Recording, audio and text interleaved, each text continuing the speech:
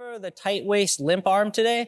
It's a way for you to kind of take advantage when people are using an aggressive overhook or a whizzer on you to come up to the back. So I'll borrow Johnny for this if that's okay.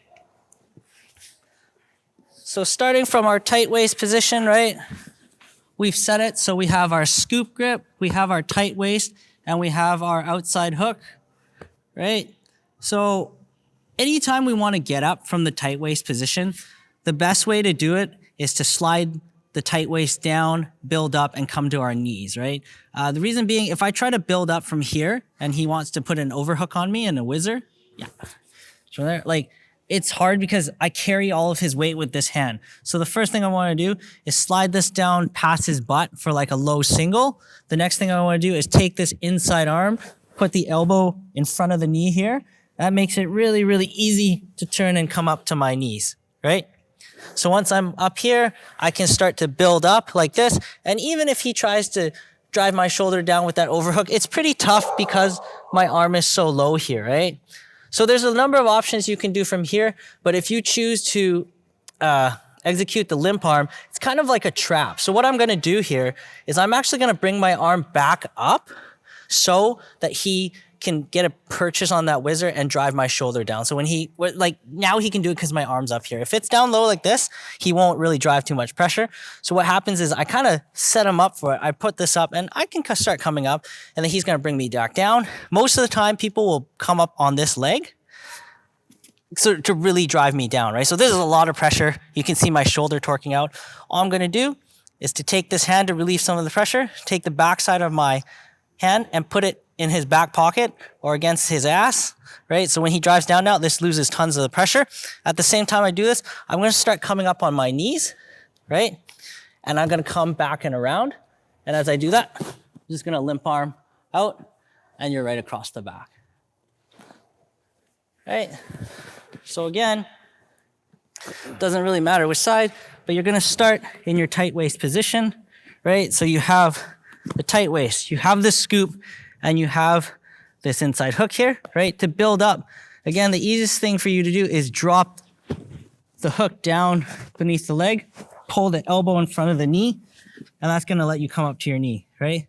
So from here, if he tries that overhook again, it's pretty weak, right? So I'm gonna kind of trick him into it. I'm gonna bring my arm up. Now he feels like he has good pushes, he's gonna push down, take the back of my hand, put it against his butt or his back pocket, gonna come up, step around, and limp arm out, right?